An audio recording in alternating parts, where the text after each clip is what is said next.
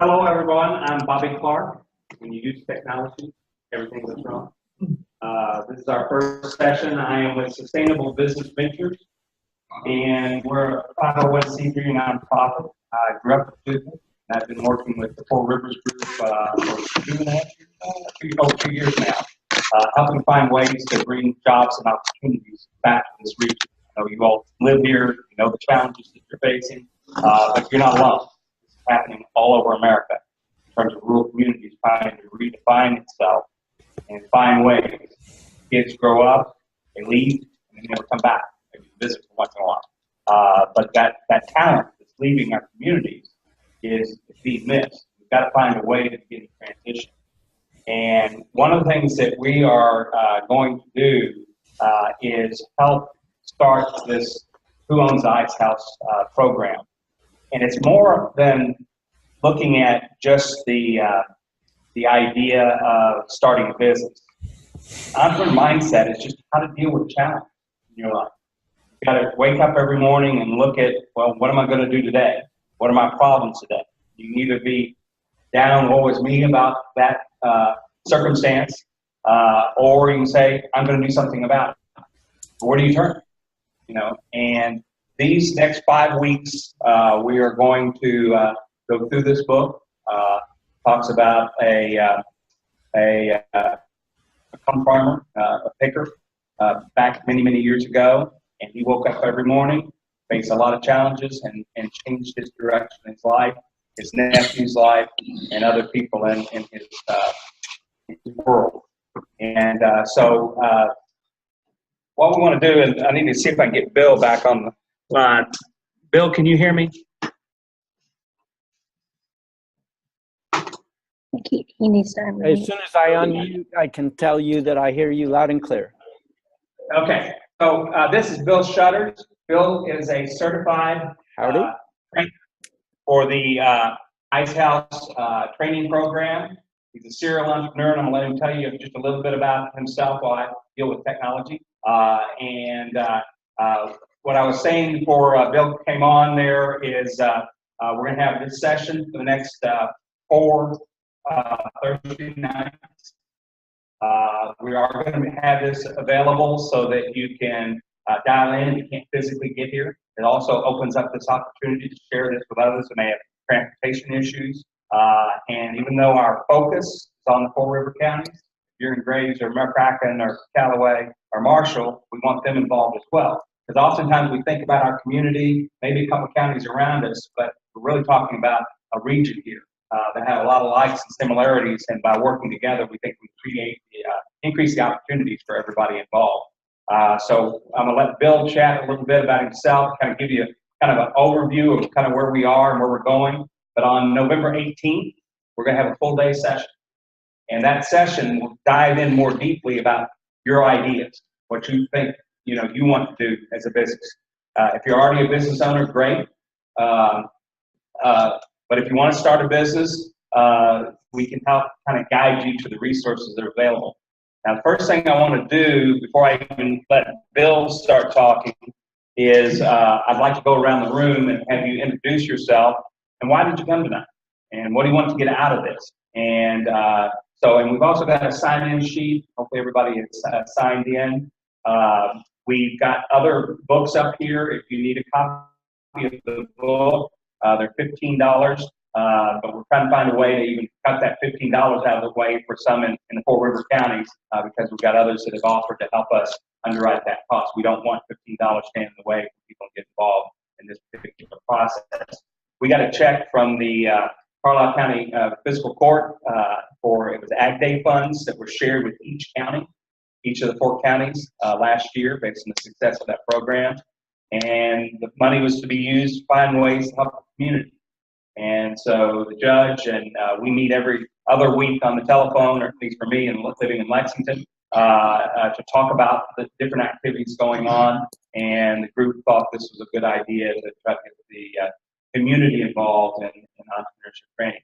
So Jim, you want to tell us about yourself and why you're here tonight? Sure. My name is Jim Lefevre. I'm the Executive Director of Fowler County Economic Development. I'm here to take this course because I want to be able to learn something so I can, in my role with with economic development, help other people. And this, who knows, maybe someday. Maybe I'll be My name is Matt Haney, and I'm part owner at Haney Enterprises in Barlow, which is better known as Hillary Steels and HBS Copper. And Jim asked me about this. And I wanted to figure out some knowledge. So let's see if I can pick up on something. Great. I'm Angela Van Cleave. I work at the Ballard County Fiscal Court, and I'm just here to learn. I've always got some ideas about maybe something someday, so who knows what I might learn. Great. I'm Tammy Mayo, and I'm just here basically to learn and see what opportunities might come up. Okay. Which one you see? Okay, over here. I'm Brent Mitchell. I came from business. Great. First Dominion, I work for the Ballard County Fiscal Court, and now I have an opportunity to learn new things that help the county. So, Thank you for your help for helping with you're welcome. the logistics here. My name's Ella Burgess. Ella Burgess. I'm a realtor, and I help out over at my dad's here at the chiropractor along with my grandmother. And we are always looking at ways that we can, bring people to this area and, learn about how to run a business better. Pam? I'm Amy Garnett, and I want to learn all I can to how to help the youth of our communities and help other people. Teresa Pearson. I have a mini farm, and I might want to sell a whole lot of pecans and fruits and vegetables. Right. Have you worked any with Springfield the? Ridge Farm, and I'm also with the newspaper. Oh, But I'm not here officially in the Okay. newspaper. I'm here officially Springfield Ridge Farm. Right. Well, we appreciate as you get some value out of this, sharing this opportunity with others, and we believe again the technology access is really important once we figure out how to use it to help engage people so they don't have to drive 30, 40 minutes from the other side of Duke or whatever and to participate in that. Sir. My name is Tony Dennis. I'm also with the court, but when I'm here, I'm retired, but we are looking at another business venture. And I have two sons that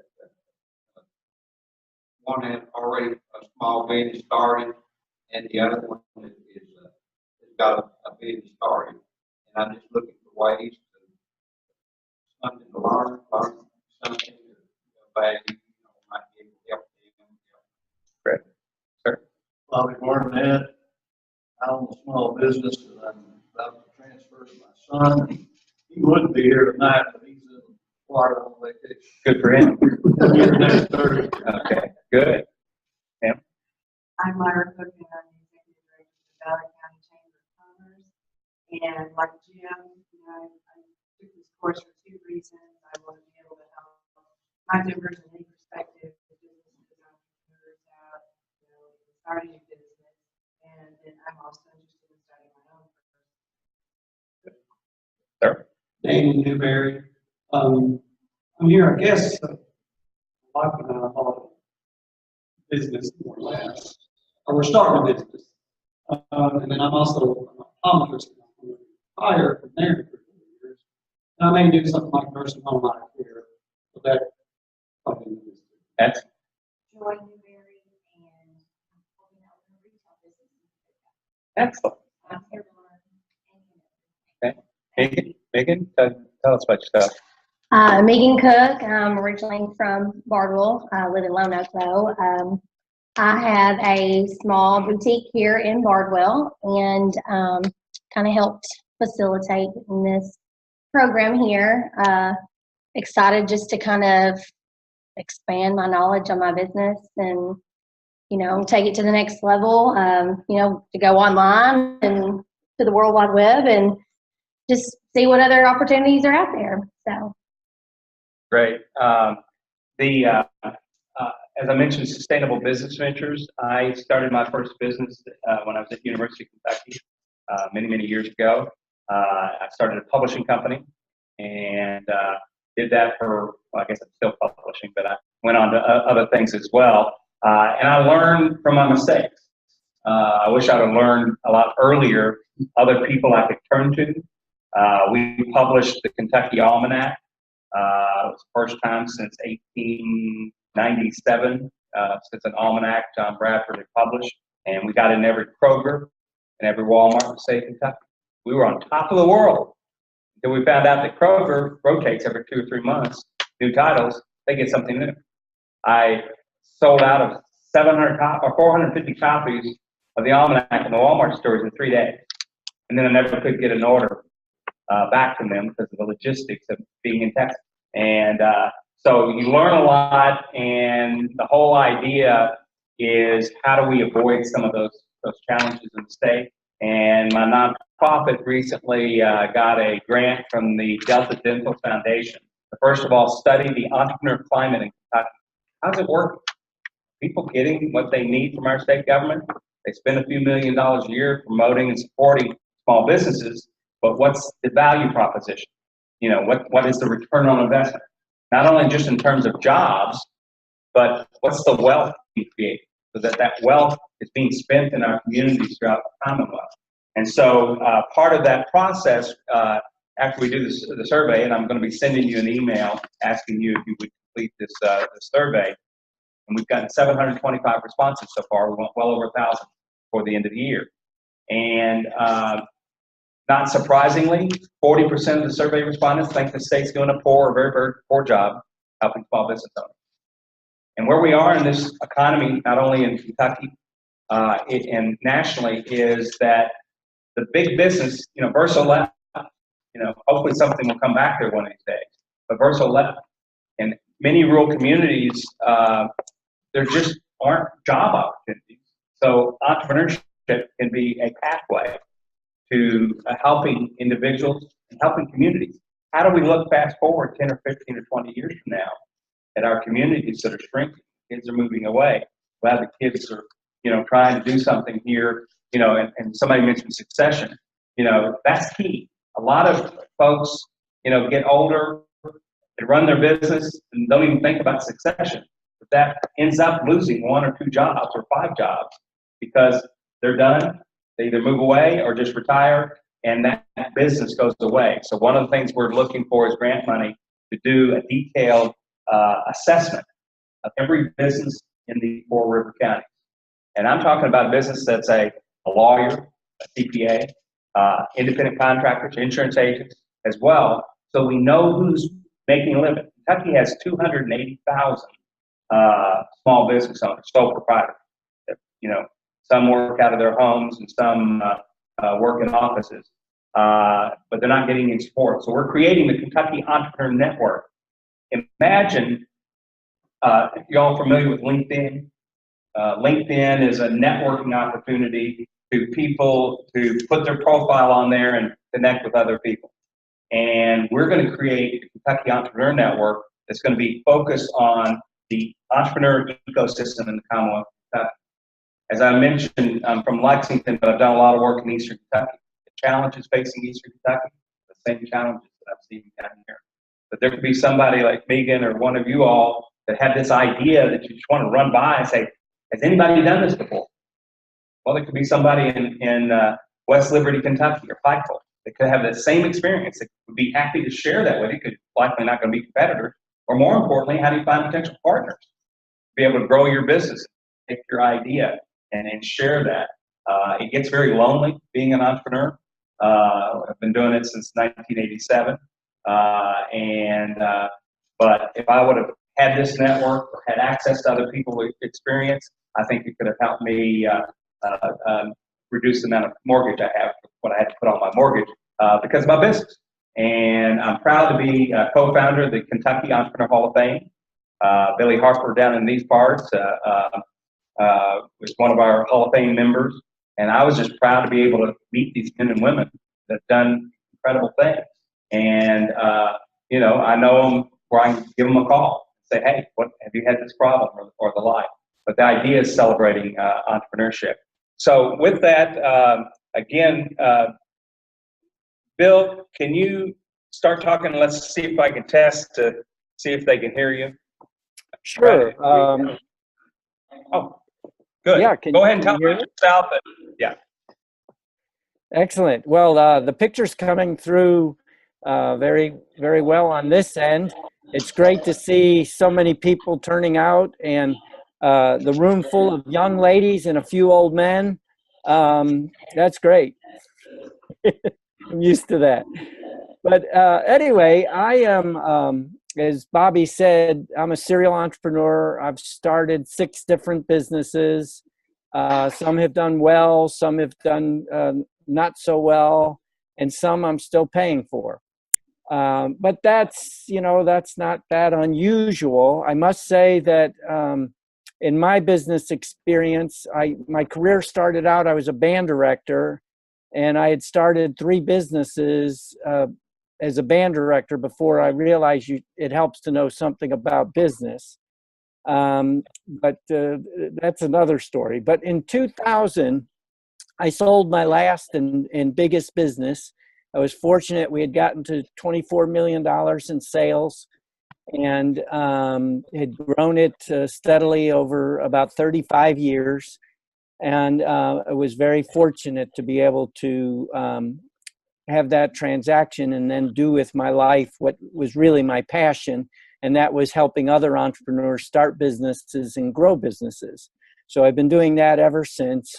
I've become certified in all kinds of different programs just because I wanted to see what they were all about.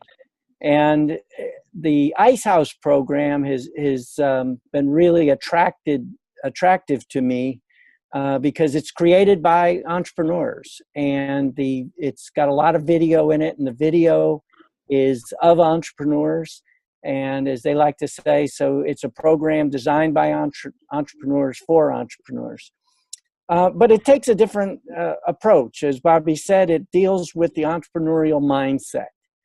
You're not going to learn anything about marketing necessarily, or about accounting or bookkeeping, but you are going to hear stories, inspirational stories, and a variety of information about the things that all entrepreneurs have to deal with outside of the mechanics of the business.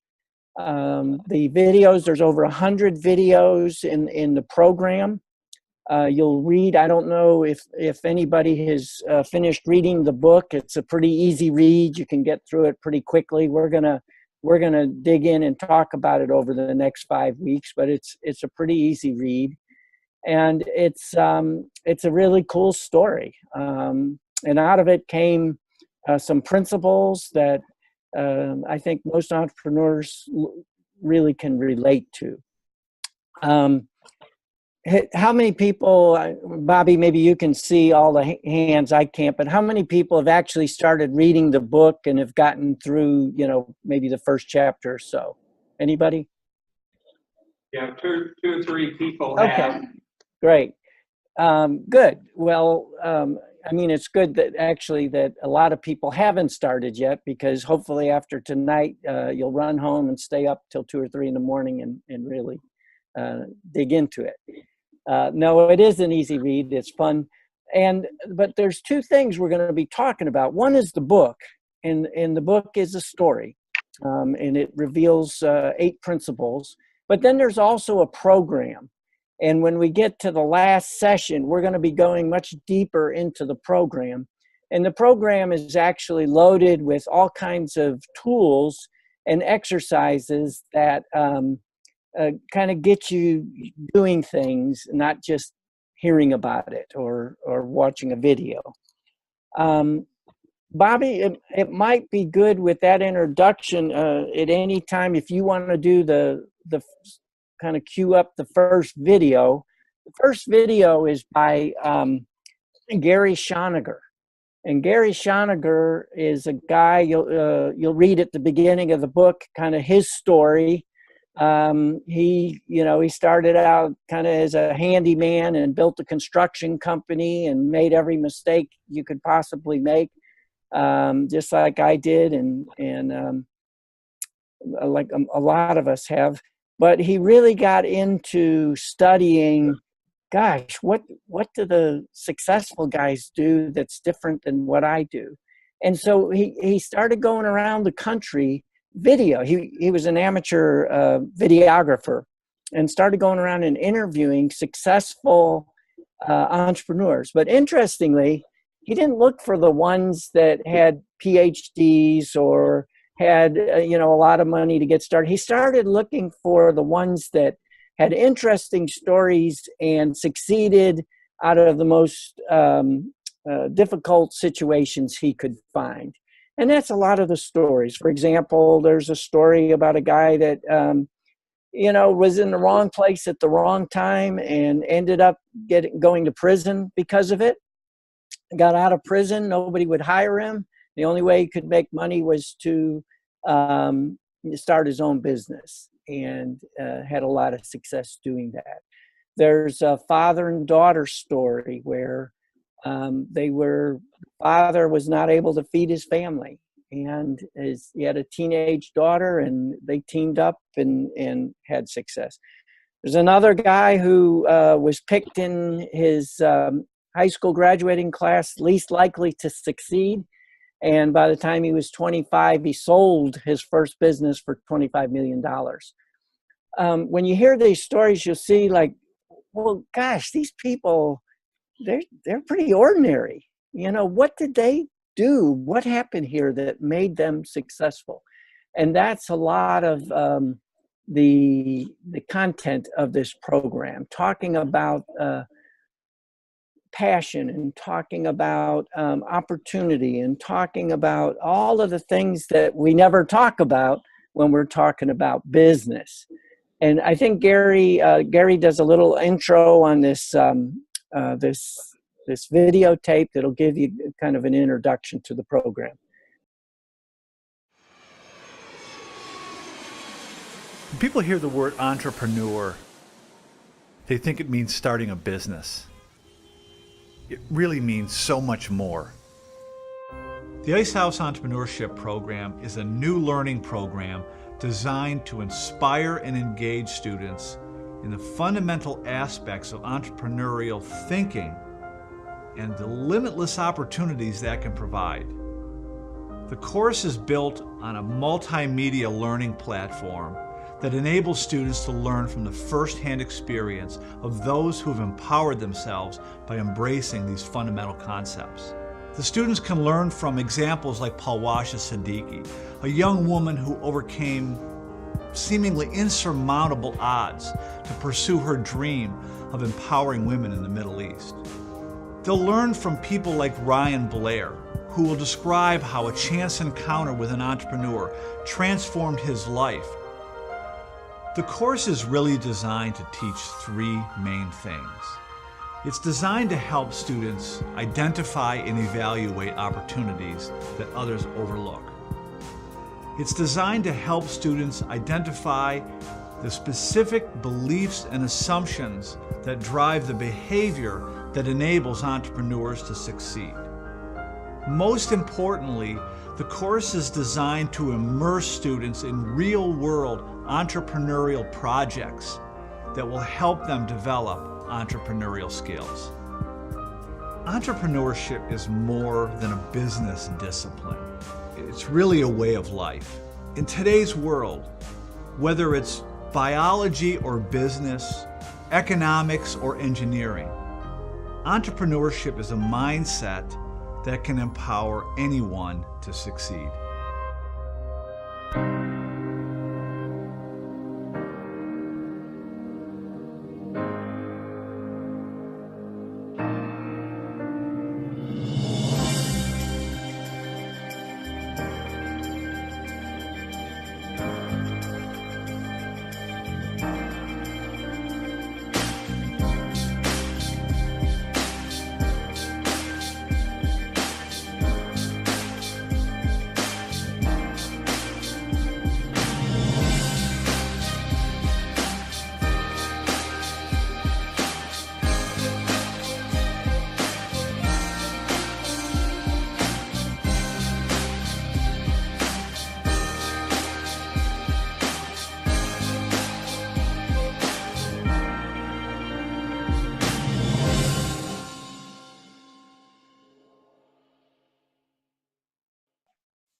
Bill, can you tell them, as soon as she gets the screen back up, can you tell them about e-champions? Because I think that's part of what we're trying to do here. And we've got a diverse group of folks here in the room. Some have a definite interest in starting their own, but how do they help their community? Yeah, so we assumed that everybody in the room would like to have a more vibrant entrepreneurial climate, a place that people want to move to create businesses, a place where people have idea for businesses, have the resources and the support to do it. I know in my experience, especially as a band director trying to start a plastics company, there were a lot of skeptical people. I didn't know anything about business. I didn't know anything about plastic. But I had the one thing that it takes to create any business, and that is I had an opportunity. And you heard Gary talk about opportunities, and a lot of the program is about not so much creating opportunity as finding it. But the eChampions program is a program we're implementing in southeastern Kentucky, and it's basically to give some structure to the community enthusiasm around entrepreneurship. E-community or eChampion stands for Entrepreneurship Champion, and it's local folks. We use what's called a learning model. And the learning model is not, get people to tell us what to do, give us the magic formula. It's about learning from each other, supporting each other, encouraging each other. A lot of times entrepreneurs are not the best educated people. A lot of time entrepreneurs are not the most outstanding citizens in the communities. A lot of times, and you'll see a lot of this in some of the stories, entrepreneurs come in every shape and variety. There are no two the same. And it's difficult oftentimes for a community to deal with this diversity and this, how do you get your hands wrapped around it? Well, you don't. It's the proverbial, like we like to say, herding cats sometimes. But there's lots of things we can do. One thing we can celebrate it. We can celebrate the successes, and what's even more important is accept failure. I can't tell you, I lost count of how many bankers told me during my career that it would never work. And they certainly weren't going to put money in it. But you know what? I raised $700,000 out of a community that had 6,000 people in it. And that became the big company because people knew me and they knew what we were doing. We built a very successful band program, marching band program. And they said, if they can do that in this community, they can build this business. So you never know where the entrepreneurs are going to come from, but the community can cheerlead them. And what really makes the program work is as you go through your normal daily routines, you go to your community meetings, you go to your church meetings, you hang out at the coffee place and with your buddies or whatever it is you're doing, you start talking entrepreneurship and you start talking about there's a lot of stuff out there to help somebody that has an idea for a business. And, it takes more than an idea. We like to say that you don't have a business until you make a sale. And you haven't made a sale till the check clears the bank. I know we got to change that expression because not too many people are writing checks anymore. So we got to figure out, I guess it's not a deal until the Bitcoin gets cashed. I don't know, whatever. But anyway, the community, creating an environment that is just supportive and encouraging to people that have an opportunity or have found an opportunity. And that's how you grow an economic community. All of my businesses were started in the mountains of Western North Carolina. My first business was started in 1974 when you couldn't get to the mountains of Western North Carolina. The roads were 2-lane with, a lot of the roads people wouldn't drive on. And now Western North Carolina is a very prosperous place. And I lived through that 30 years of transition. When I moved to Kentucky in 2007, the first time I went through Eastern Kentucky, I said, oh my goodness, is this place ready to explode? This place is ready to be a wonderful place for entrepreneurs. Because I saw a lot of the same kinds of things happening that happen in Western North Carolina. I know Western Kentucky's the same way. In fact, I really enjoy the comparisons between North Carolina and Kentucky because they have similarities in the sense that the West is quite a bit different than the East, and yet they both have some very similar challenges. And it's entrepreneurship, you never know which ones are going to make it, but there's all kinds of things we can do to help them, especially in today's environment where we have technology to help us. Bobby talked about the Kentucky Entrepreneurial Climate Study and how a lot of people taking that survey, small business people coming back saying they're not getting much support. It's interesting. The SBA has done a lot of research on this, and they've determined that less than 10% of all the businesses, small businesses in this country, receive any type of help during the course of any given year. Less than 10%. So it's no wonder that most small business people say, yeah, nobody's helping me. And yet there are so many resources available, but we do such a poor job of mobilizing them within our communities.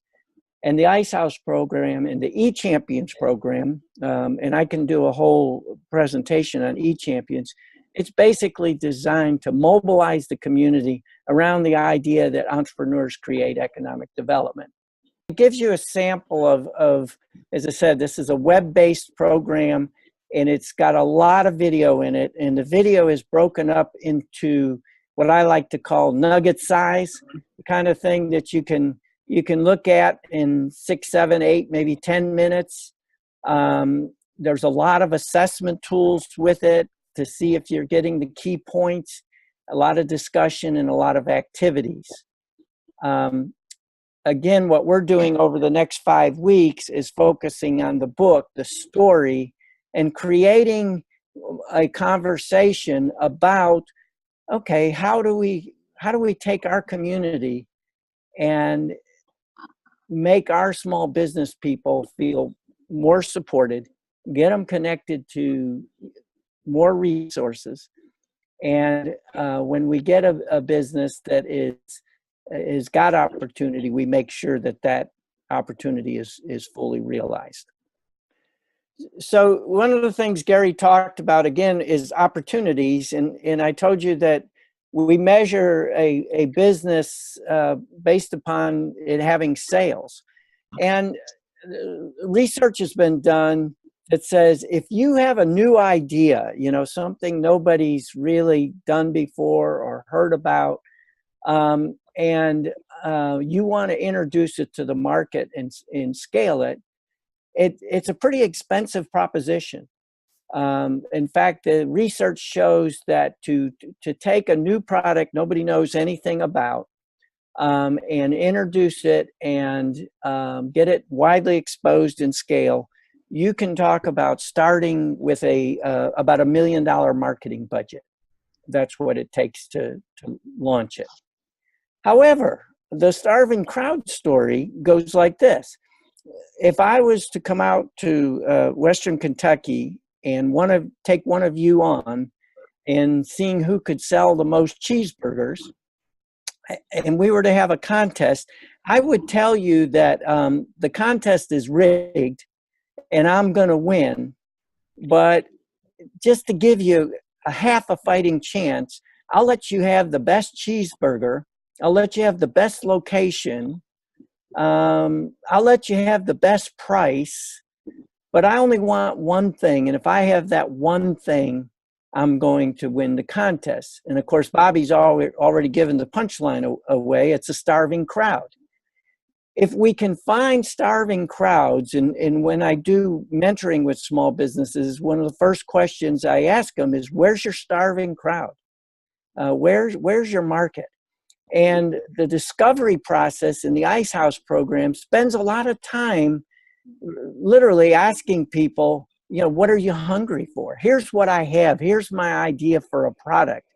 You know, I want to make pizzas where all the ingredients are underneath, and all that's on top is you know, donuts. Who knows? Crazy. But anyway, you go out and you ask people, and you find out what the market's saying.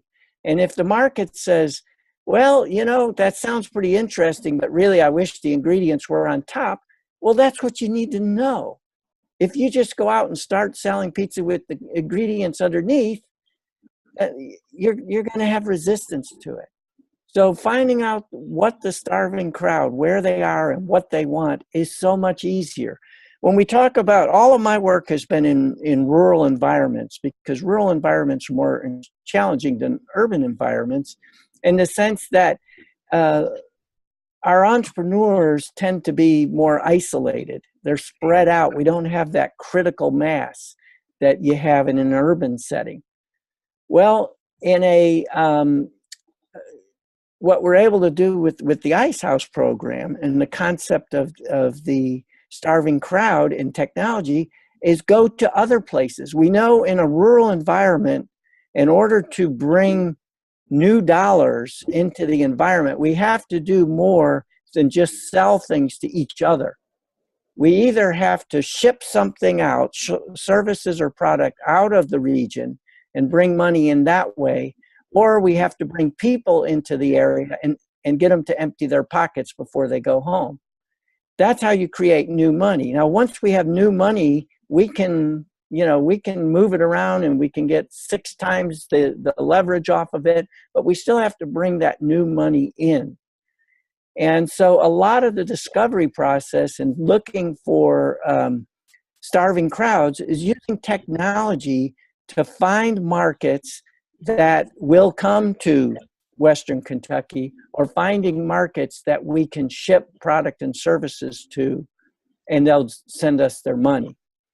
So that's, you'll hear me, you know, I use the example of the starving crowd all the time, because so often the conversation gets focused on the product, or it gets focused on the service, and the entrepreneur is so in love with their idea that they're blinded to whether or not there's a market for it, or they're blinded to the fact that there is a market, but it just needs to be twisted or pivoted a little bit. So again, those are some of the concepts that are introduced within the opportunity part of the Ice House.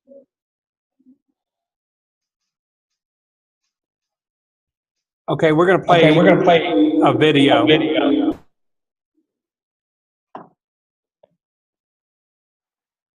Did you mute yours? Yeah.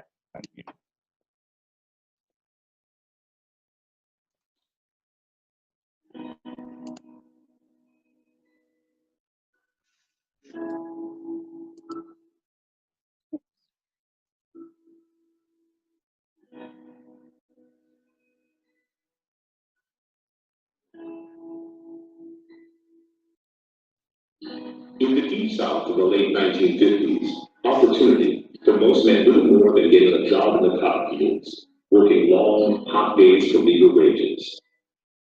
It was a time and place where few dared to dream.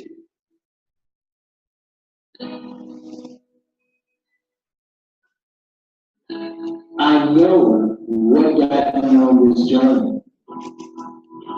That man, his Ice House, and the way he lived his life in my present, I can't ever forget that. It was unbelievable.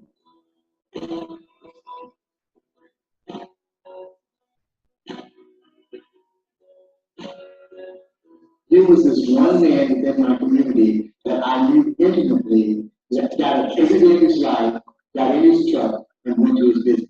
I'll never forget it.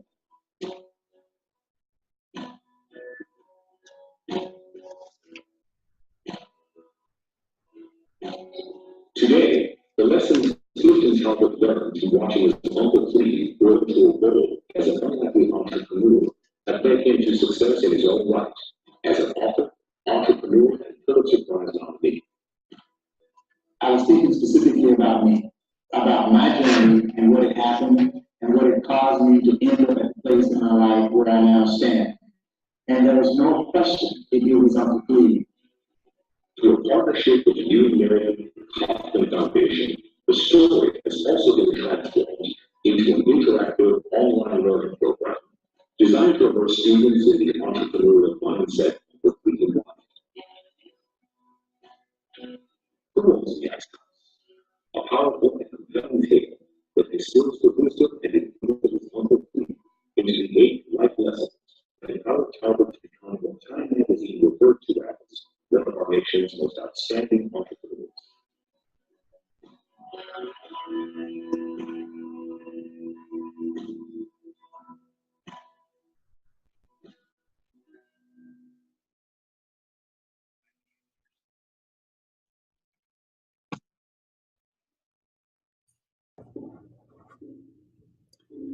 Okay, we won't have a problem when, next time. You muted?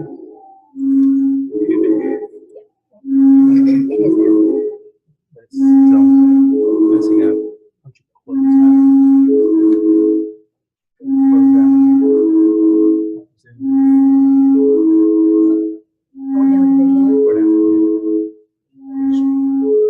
Bear with us.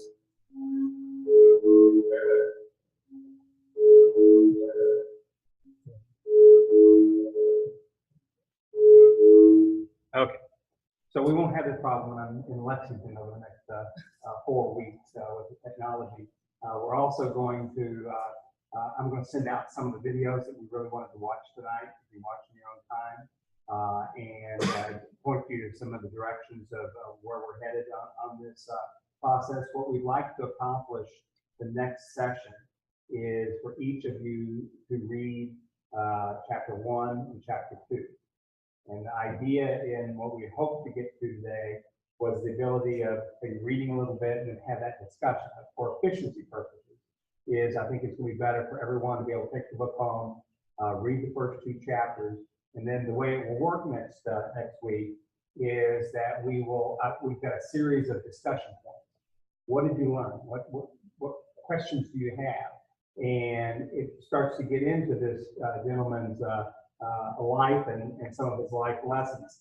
And this course is really about 8 life lessons.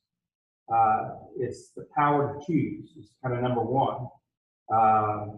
The pursuit of knowledge, ideas into action, recognizing opportunities, the power of persistence. That's something that if you want to be an entrepreneur, you got to be able to, hit a roadblock and pick yourself up or find a way around that roadblock and not just say, I can't solve this problem.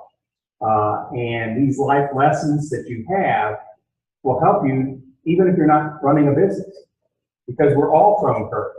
You wake up in the morning or this happens or that happens, and we say, how am I going to deal with that change?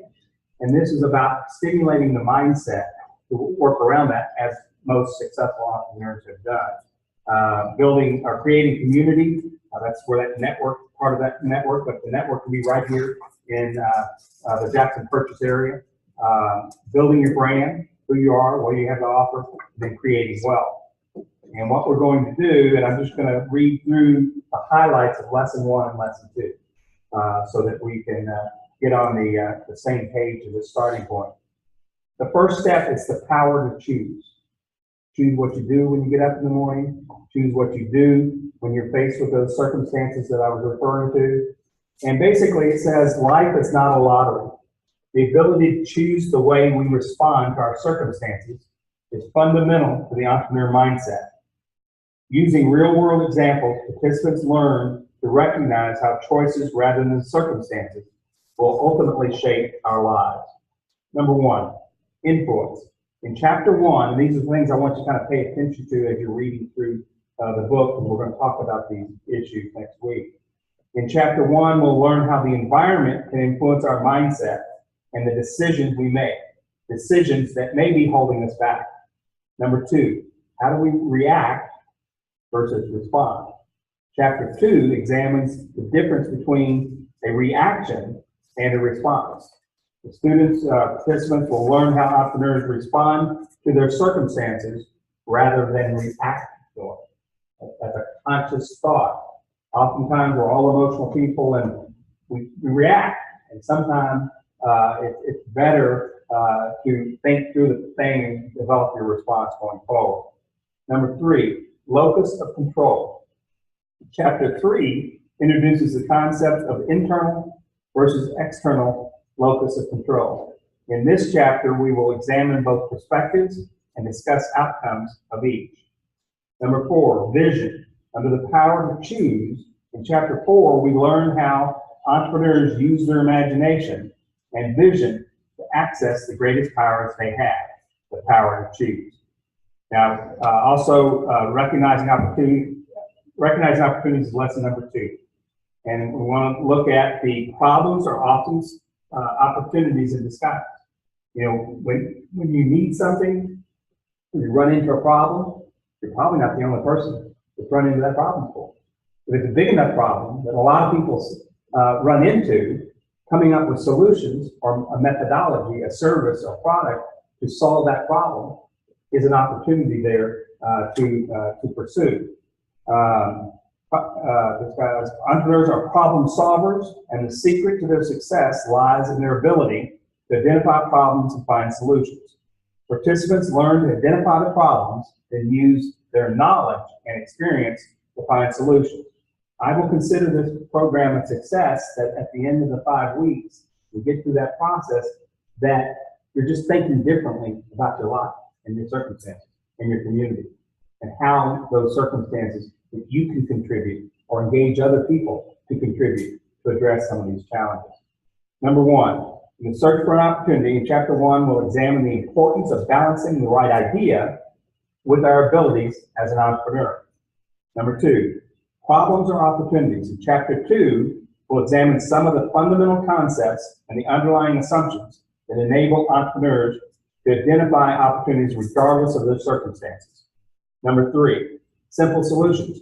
When we get to chapter 3, we'll see how entrepreneurs will, with limited resources, transform simple solutions to successful new ventures. You know, a lot of people can't get $700,000 or can't get $1 million to start a business. So you got to find creative ways to address that problem. Oftentimes you got to start small. Whether it's a small boutique that wants to grow, you got to start small to get it off the ground. Proof of concept that it's going to work. Number 4, opportunistic adaptation. In chapter 4, we're going to describe the process of opportunistic adaptation. I don't know what it's hard for me to say. We'll see how entrepreneurs often uncover unforeseen opportunities, the process of interaction and observation, experimentation, and adaptation.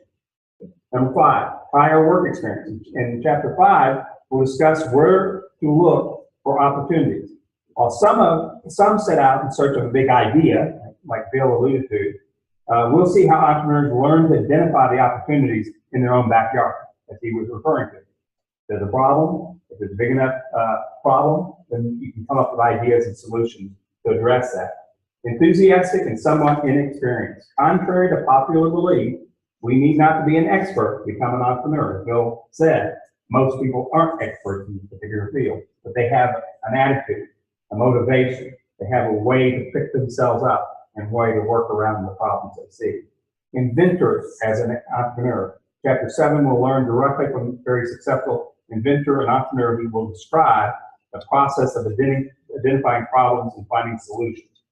So what I wanted to do is, again, as we deal with technology and adapt, that's one thing as an entrepreneur, you always have to be flexible, is I want to open it up for discussion to say, you know, we talked a little bit about why you were here, but what are some of the things that you're seeing in your communities that you want us to address as we go forward in the next few weeks, as we weave that into a more formal experience?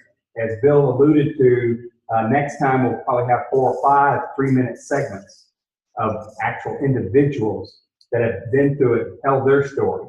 So let me open it up and what are some of the things questions that you have, things you'd like to address in the next 4 or 5 weeks? Yes, ma'am. Well, something that I found very intriguing was the e-champions, because we just finished a series of community meetings in our county and identified our strengths and weaknesses and all of that. And something that was, in your face was the apathy.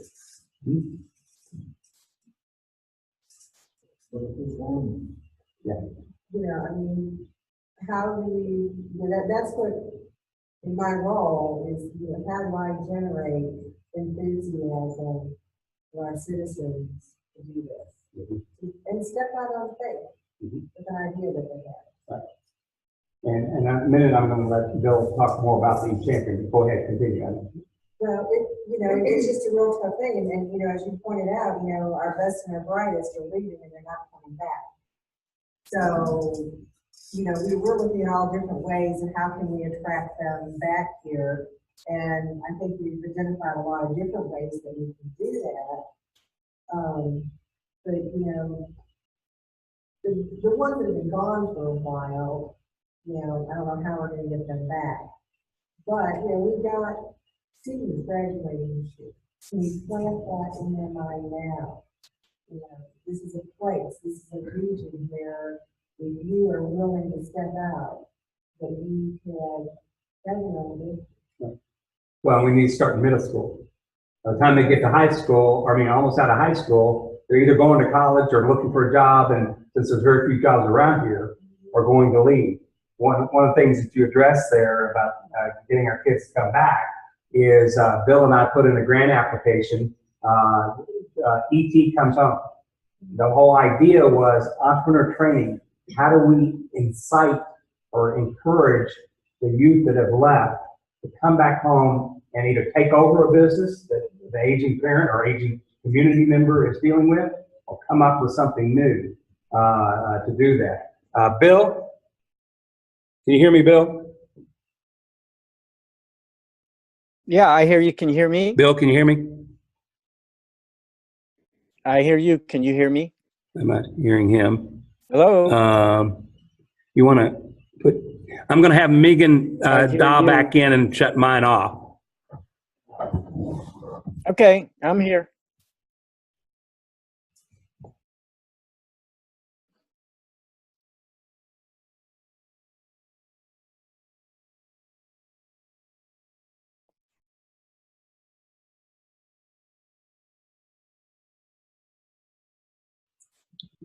Bill was successful in getting an SBA grant to serve the communities in the Promise Zone. There's Harlan County, about 8 counties.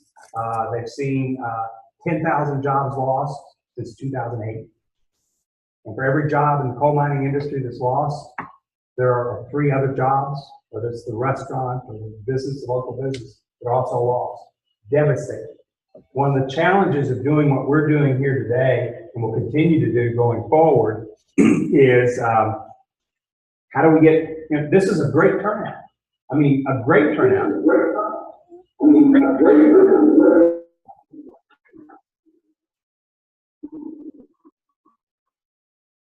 Okay, I think it's mute on now. This is a great turnout, but when we have interested folks like you, and you pay somebody like me to come down to do this, oftentimes 2 people show up, or 3. It's hard to justify that kind of cost when only 2 or 3 people. So what they decided to do, the Kauffman Foundation, that you've heard referred to, is the largest entrepreneur organization foundation in the world. And one of the things they are promoting is called Million Cups of Coffee.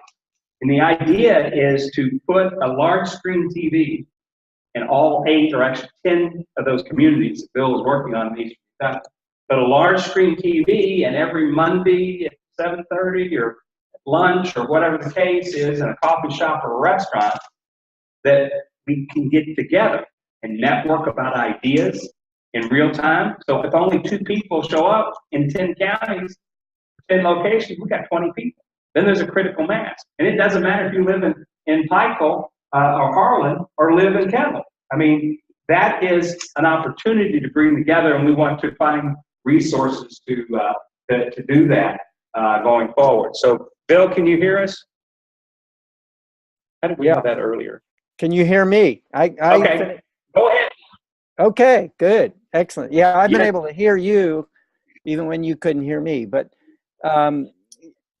yeah, so some of the things that Bobby talked about, one, the ET come home, the entrepreneurial talent, the ET stands for entrepreneurial talent come home.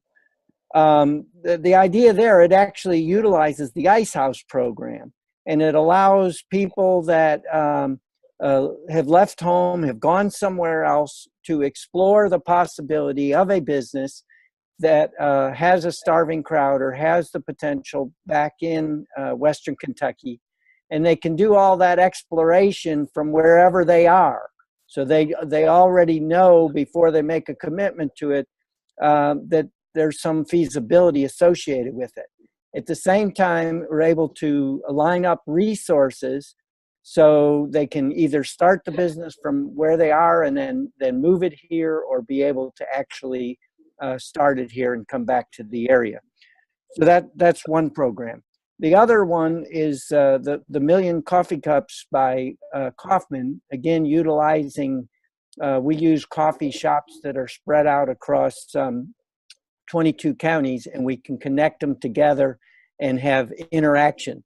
The way it works, one of the things that is fascinating is I'm an entrepreneur. Maybe I'm a small business person, and I'm having a problem, or I'm trying to raise capital, or I'm looking for a certain kind of talent, and I'm able to go into this network environment and talk a little bit about my business, what I'm looking for, and I may get a response from 3 counties over of, oh, well, I know somebody that does that. And you're able to do all this interacting during that hour once a week. So again, it's utilizing technology to overcome some of the isolation that many entrepreneurs, small business people experience, and connecting them to the resources and to the talent that can help them succeed. Another study that I use all the time is they looked at a bunch of successful entrepreneurs. They couldn't find any of them that were able to build their enterprise by themselves. It always takes a team, because one person cannot have all the talent it takes to build a successful enterprise.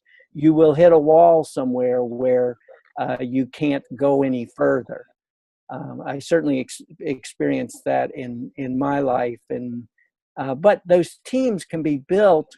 It doesn't mean you got to go out and hire all the people that have what you need. Oftentimes, entrepreneurs are happy to share their talent with someone else who has a complementary talent, or are able to work together. Entrepreneurs oftentimes are kind of funny, because they'll take bad advice from another small business person rather than good advice from an academic or somebody that's been educated in that. That's just the nature of what we've got to deal with. But again, in rural environments, less than 8% of the existing businesses are getting any kind of assistance in a given year.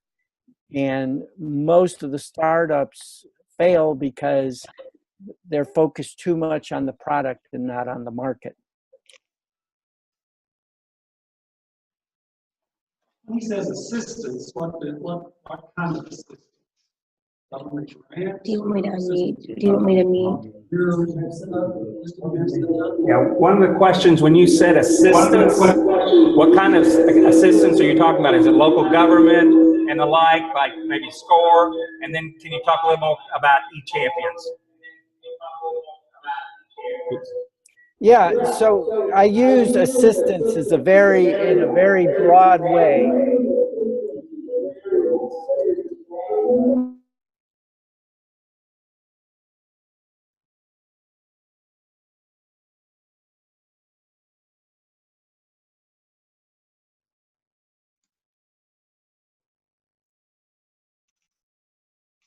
we hear?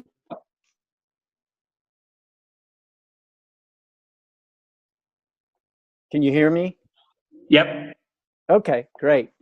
Yeah, so the assistance, I use that term pretty broadly, basically meaning that if I'm a small business person or a startup entrepreneur or I have an idea for a business, I need somebody to help me figure out what are the questions. That's where a lot of small business people struggle, is they don't know what the questions are. It's hard to ask for help when you don't know what you need. So assessment assistance, mentoring assistance, and trying to figure out what are the pertinent questions. Certainly capital is always an issue, but it's the right kind of capital at the right time that is critical. We're fortunate in the sense that we live at a time when there are angel investor groups, there are more capital resources than, for example, back when I was starting my businesses. But at the same time, you know, people don't just give you money. The easiest way to raise money is to have sales in hand that you're trying to fulfill. When you've got sales, it's easier to raise capital. Again, that's why we put the emphasis on what's the opportunity, where's the starving crowd, not what are they eating. It's not so much the product as it's who wants it and how many of them want it. So again, it's a very, very broad list. We can send out, Bobby, we can send out a resource list that we provide oftentimes that you'll be amazed. There's just so many different kinds of things that are available to entrepreneurs that they don't know about, through government, through nonprofits, through investment groups, through mentoring organizations, and oftentimes just through linkages with other entrepreneurs. As far as the eChampion program Hey, Bill, can you hear me? Yeah, I hear you. Okay. Go ahead and eChampions, and then I'm going to introduce the East Kentucky Technical Assistance Program, because that's something we need to create down here. Okay. Yeah, so the eChampions, again, is just taking anybody in the community, everybody in this room right now, and equipping you so that you know what kind of resources are available. So as you're talking to someone who has a business idea or someone that's in business, you can assure them that there are resources to help them and connect them to the conduit that brings those resources to them. Basically, that's what eChampions does. It champions entrepreneurship. It's not like a program where you got to volunteer 6 hours a week. It's just going on about your daily routines, but being equipped with the connections to be able to connect entrepreneurs to resources. Yeah, in addition to that, and Bill's set this up in Eastern Kentucky. I think there's going to be a great opportunity beyond this 5 weeks. Is that, again, whether you're in a chamber or just in your church or in your community, being able to know what's out there. As I mentioned earlier, with the challenges to coal and the jobs in Eastern Kentucky, program was started a number of years ago called the Eastern Kentucky Technical Assistance Provider Network, or EKTAC Network. And it's the small business development centers, it's the social services agencies that help businesses. There are programs at Eastern Kentucky. They have Kentucky Highlands that has money to invest.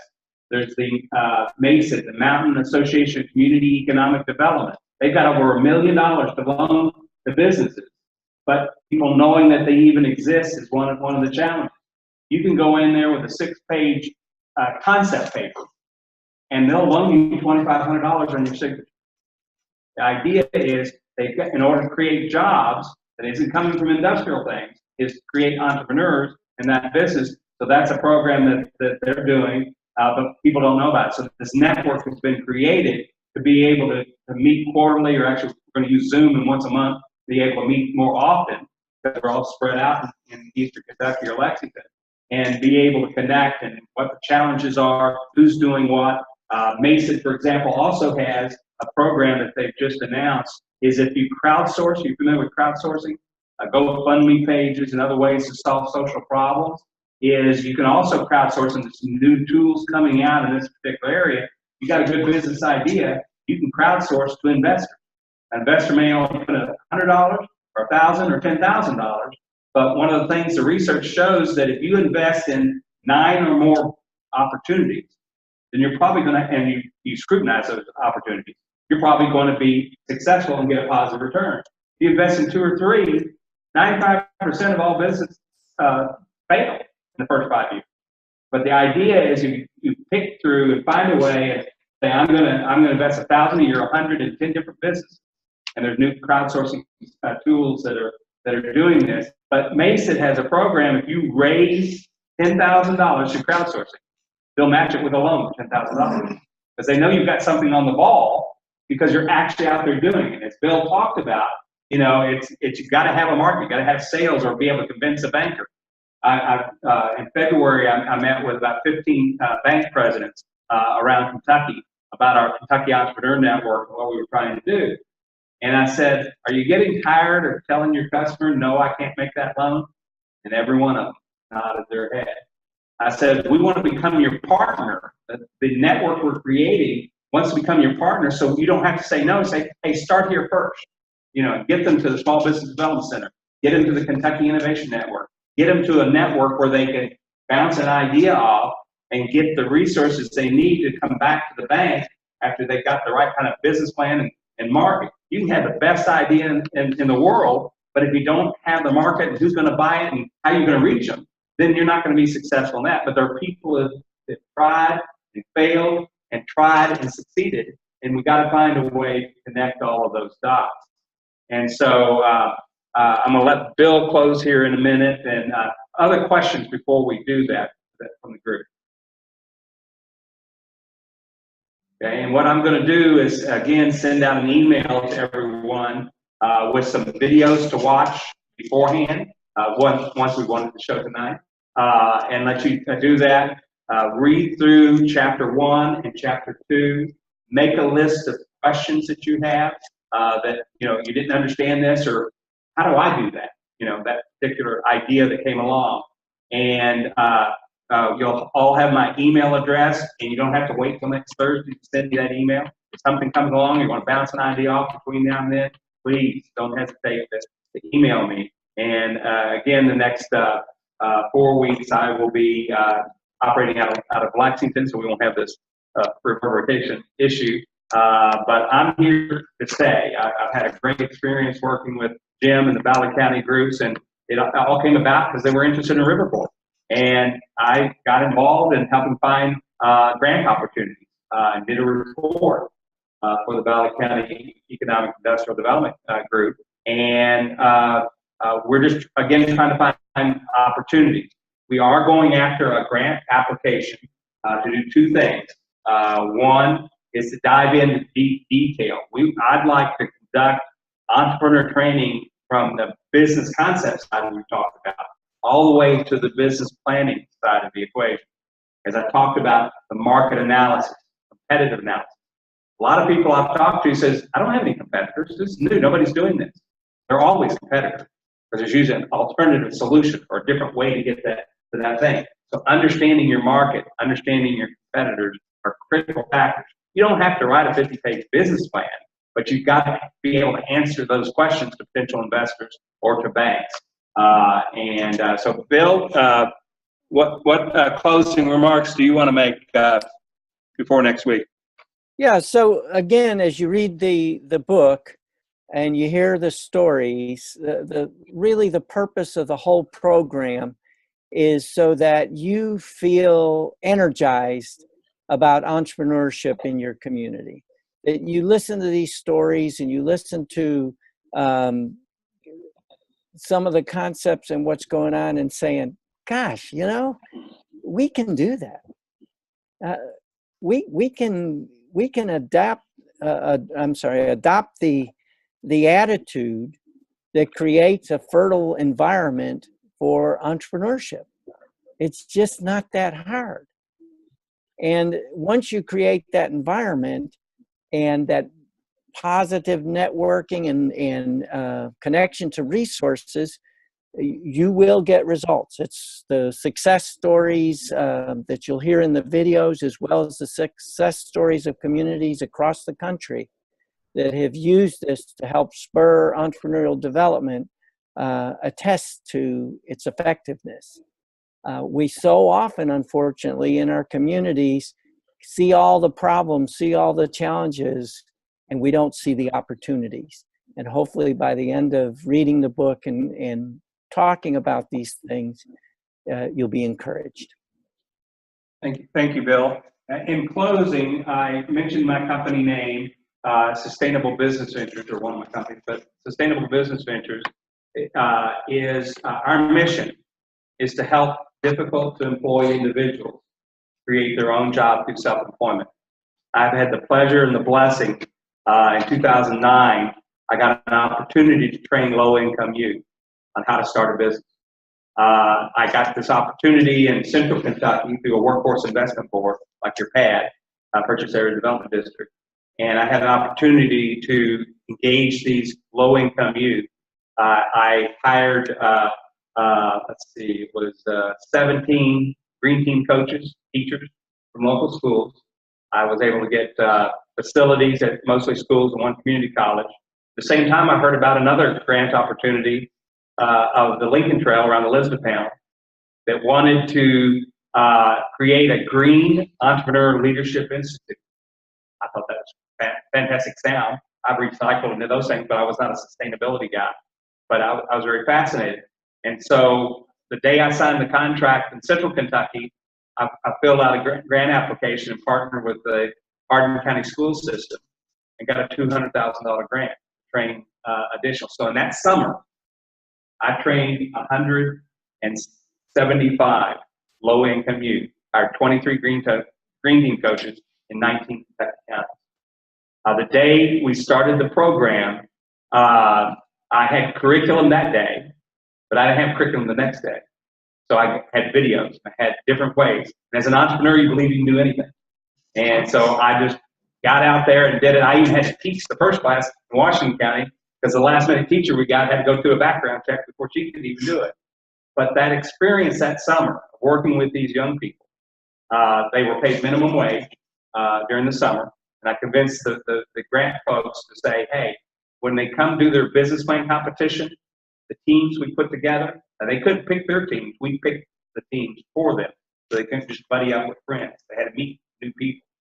And to see them coming into this room with their heads down, like in the end, getting up in front of people and telling their story and their plan of making their community a better place. There was a group in Laurel, home of Abraham Lincoln, LaRue County. They wanted to dam up the Rough River or whatever river was running through there to create electric power to power the fire station and another facility there. You know, just crazy ideas, but they had gone through and they'd asked questions and talked to the community, and to see them smile, that I was able to convince them to give a brand new Dell laptop computer to the winning team members. They all were able to compete for that. And it was just an incredible experience to see them, you know, with their families and the challenges they were facing. And most of them never had a computer at home. And so this was a great experience. Through this process, the Central Kentucky group liked what I was doing up in E-Town. So we got a little bit more stimulus money. That was right before it ran out. And said, can you repeat what you did in E-Town? I said, sure. But I wanted to do something different. Instead of my 6-month or 6-week program in summer, I wanted to put them through a 2-week Green Entrepreneur Boot Camp. Teach them about business, but also have a sustainability focus to that business. And then I wanted to put them to work 3 days a week and then come back and work on their business plan 2 days a week and then finish up in the last 2 weeks. No problem. I started recruiting employers. Their only requirement to get this free labor for 12 days was just to be able to tell them about their business, how it worked, goods and bad parts about their business. And I started, several of the employers said, well, I need background checks. I said, no problem. Until I got this stack of rap sheets back. on these 18 to 24-year-olds that had already been involved in criminal justice. One of my trainers that I'd worked with the summer before said, have you ever heard of the Prison Entrepreneur Program? What are you talking about? Well, in Texas, there's a prison entrepreneur program that recruits inmates from 66 prisons and brings them into this prison and puts them through a 5-month intensive training program. Only 1/3 is about entrepreneurship. The other is about being a father, a husband, a community member, how to re-engage. They have a Toastmaster club, and the folks do all the different roles that Toastmasters do to learn the experience. The national recidivism rate is 50% of those that leave prison will be back within 3 years. This program has an amazing 7% recidivism rate. 70% of employers will not hire an ex-offender by policy. And so we've got to do more. And I'm hoping to bring that prison entrepreneur program to Kentucky in the next year or two. There's a lot of good things happening in Frankfurt. There's a new apprenticeship program that you can be in prison. And they're doing a pilot right now, but they're going to use welding simulators, not the real welding equipment. But you're going to be able to get out, and they're going to be able to get $20 and $25 an hour jobs to get out of prison. A law was passed in April or March of this year that now will allow a business to actually build a facility inside a prison wall and hire those inmates to work. They got to pay them a minimum of like $12 or $13 an hour. And the inmate gets to keep 25% of that. The other 75% goes to restitution for fines and child support. Child support is one of the biggest challenges that these men and women face when they get out of prison. Is it just keeps going up every year. So I'm encouraged by where we're going, and I tell you that story in the context of difficult to employ individuals create their own job through self-employment. My work in Eastern Kentucky and West Liberty after the tornado, we started helping them figure out a way to rebuild their community, literally and figuratively. And what I learned from my experience with the EK-TAP program and the like is that folks in Eastern Kentucky and in rural communities are difficult to employ because there are no jobs. So we've got to change our mindset. That's why I'm excited about being here.